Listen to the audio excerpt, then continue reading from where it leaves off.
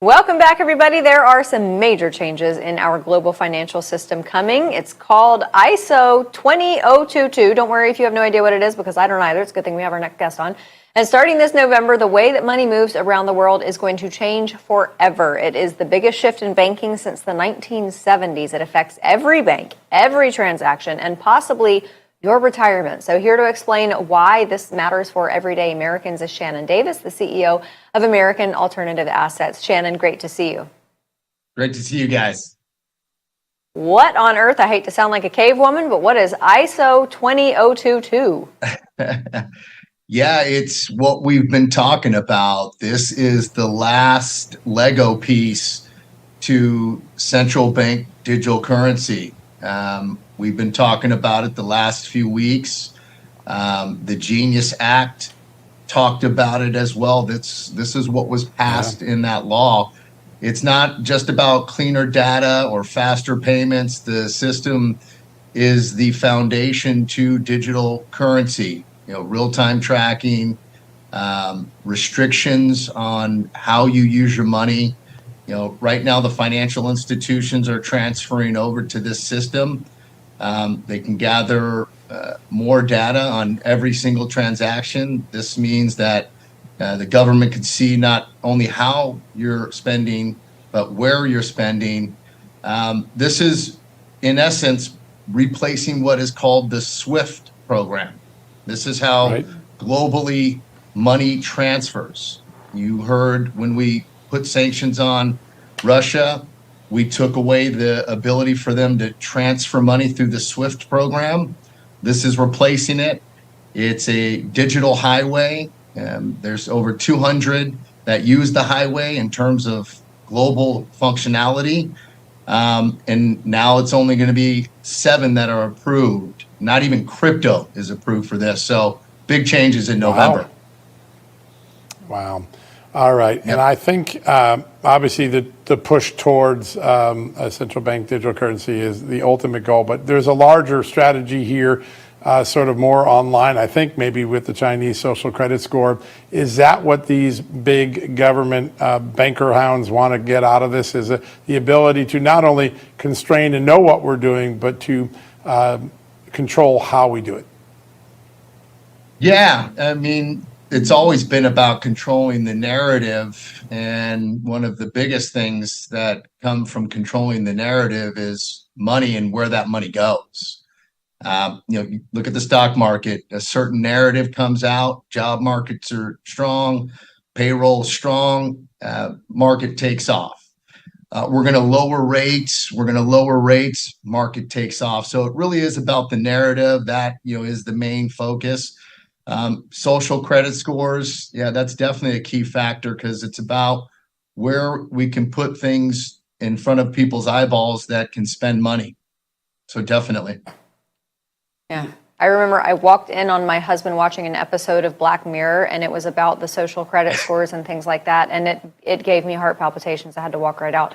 I want to ask you, because this administration in particular seems aggressively anti-globalization. We see it in the health sector with the refusal to no longer coordinate with the World Health Organization. And it seems like we are also seeing it on the currency side of things, because President Trump claims that he is against central bank digital currencies. If this administration can stave this off for 4 years while this effort is happening right now for this ISO thing, does that mean it's done, or are they going to continue fighting for this? Well, it's not about continue fighting for it. It's been in play for a long time. I know, Trump talks about, not crypto, no CBDCs or central bank digital currency, but read the Genesis or the Genius Act, read that. You have to read that, and you'll see within his own act, this is just another piece to that, the ISO 222 of using central bank digital currency. We need other countries, currency. We need them to bring it in and buy our stuff. I know that he's been pushing that, but it's written in his own law that he just removed. It's always been something that has been in the works. It's now going to be implemented come November. This is happening. And so it's time to prepare. If you think about currency changing, it has in a global setting for a long time. The franc changed to euros. The lire, which was the Italian currency, changed to euros. Right. When the franc switched over to euro, they only got 70 cents on the dollar. This isn't anything new. This is a global shift, and it's going to continue to happen no matter who's in office.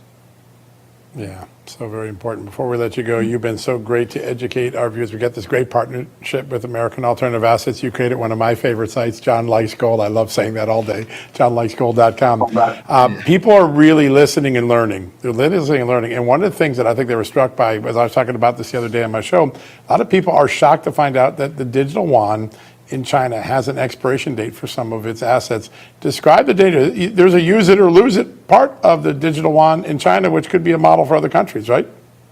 Yeah, definitely. Well, when you talk about that, that country, it's all about control. It's all about leverage. It's all about urgency.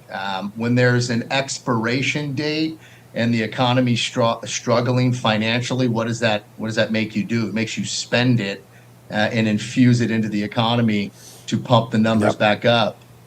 No difference with central bank digital currency. They have the ability to set negative interest rates to the currency, which in turn means if you keep holding on to it, you'll lose value. So you'll spend it. Quantitative easing or quantitative tightening is just another form of it. And we're coming up with very creative ways for that to happen. It all, again, comes back to what we've been talking about, $37 trillion in debt. We can't stop printing money. We need to stop. But in order to continue to do that, they're coming up in much more creative ways to do it. And so the monetary system has changed before. It's going to change again. It's changed globally in many other countries.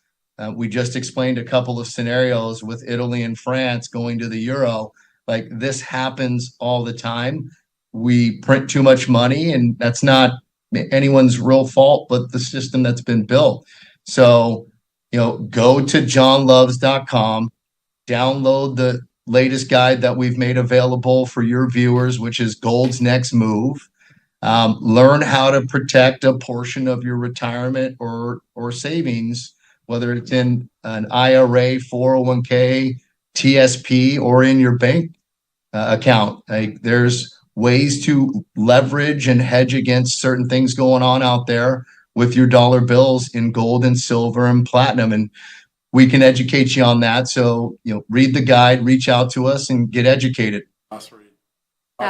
Good stuff. Fantastic. CEO of American Alternative Assets, Shanon Davis. Thank you so much for joining us tonight. And to our viewers, if you want to learn more about American Alternative Assets, go to johnlikesgold.com or call 855-GOLD-340 to get your guide now. That's 855-465-3340 or johnlikesgold.com. We'll be right back.